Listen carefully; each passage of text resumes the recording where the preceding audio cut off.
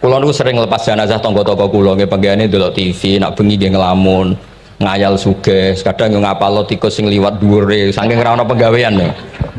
Tapi kulo nang lepas jenazah ini orang baik. Sampai bojone protes, "HP opo lho Gus, angger bengi ku mau ngelamun ngitung tikus liwat, ngitung apa itu." Terus kulo matur, "Ngitunge aja ngono, ngitunge tarokal ma'asiya." Wong ning omah itu artinya tidak dugem, tidak melakoni maksiat. Itulah yang menjadikan usul fikih itu ilmu yang sangat terhormat. Coba kalau Anda jadi pakar usul fikih kayak saya, mau kaji betul usul fikih. Orang tidur semalaman jangan bahasakan tarokat tahajud, wa tarokal witro, wa taroka qiyamal lail. Tapi bahasakan taroka zina, wa tarokal ghibah, wa taroka kada wa kada minal ma'asi. Keren buatan? Keren. Kalau kamu udah ahli usul fikih maka kiai kok amen turu, kiai kok guyon suwengi. Lu kiai guyon sungi itu melawan kiai itu ustaz juga manusia karena bengi ku ya kepen nonton tapi kan boten pantes akhirnya korbannya santri ini dijak guyon gak jelas lah apel nih rodo ya ora pantes ngelawan nafsu itu berat caranya ya dilalek-lalek no guyon itu lah muka-muka malaikat kabeh ahli usul fikih nganggep ngono iku perlawanan terhadap keinginan umat maksiat.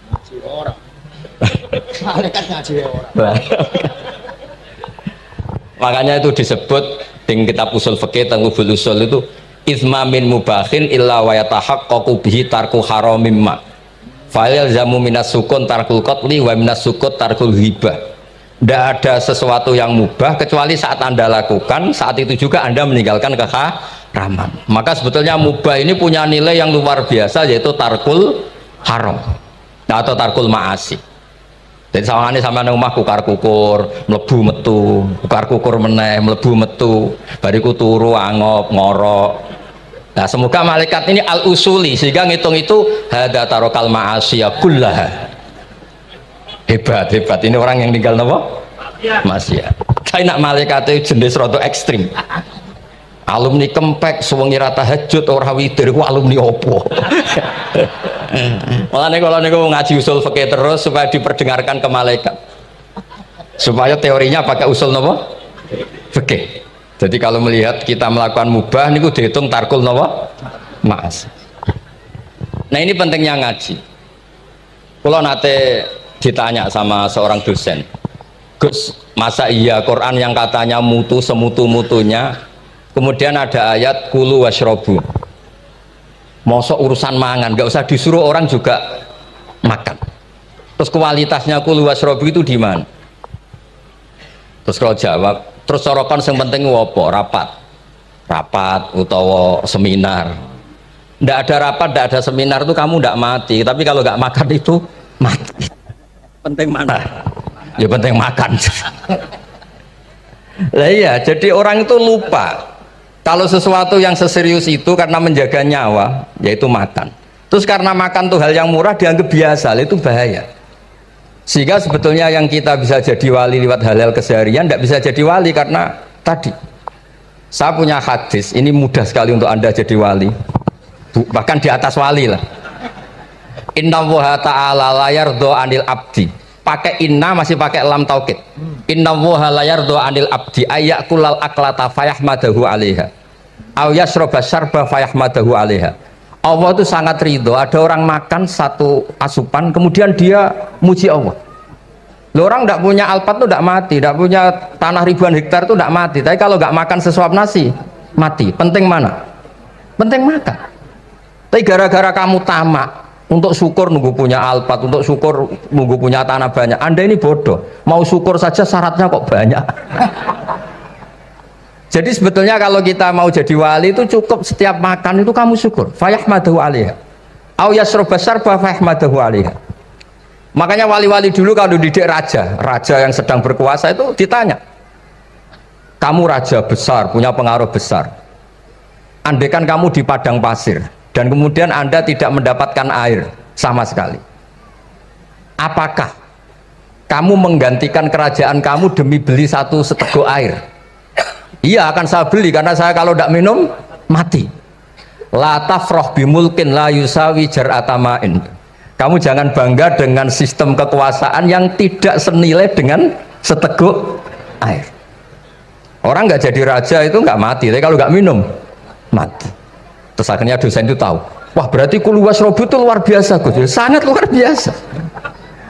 Makan dan minum itu luar biasa.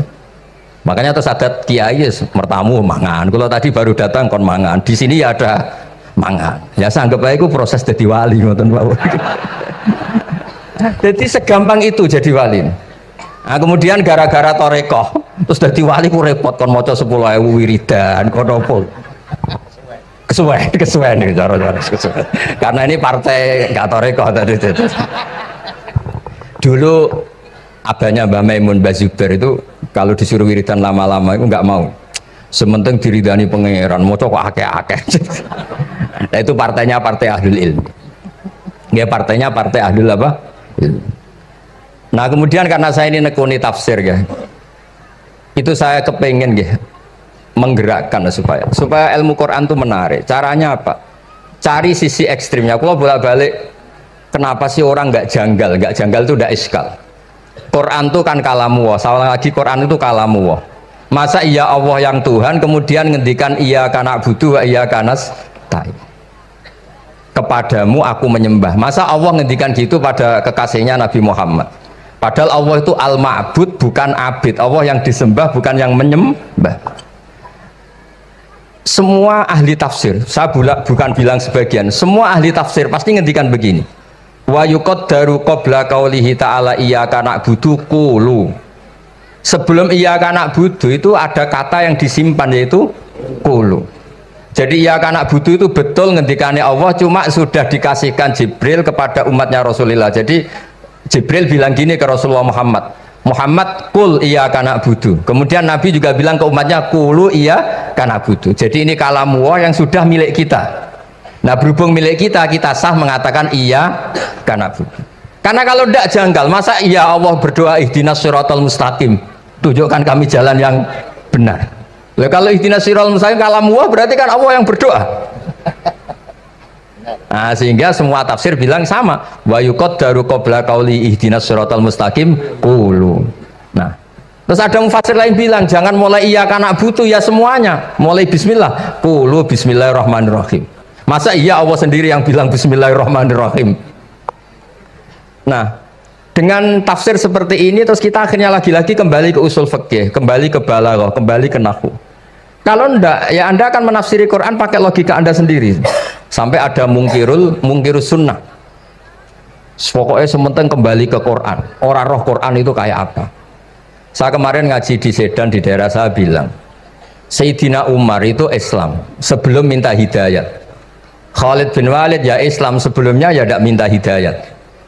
Nah itu kan janggal. Padahal katanya Quran itu hudal lil muttaqin, petunjuk bagi mereka yang takwa. Padahal tidak ada sabkut takwa untuk Umar. Umar tidak pernah takwa, tapi nyatanya Islam. Bahkan dia masuk ke rumahnya Zaid bin Arqam itu mau bunuh Nabi, mau nyari Nabi, bukan mau Islam.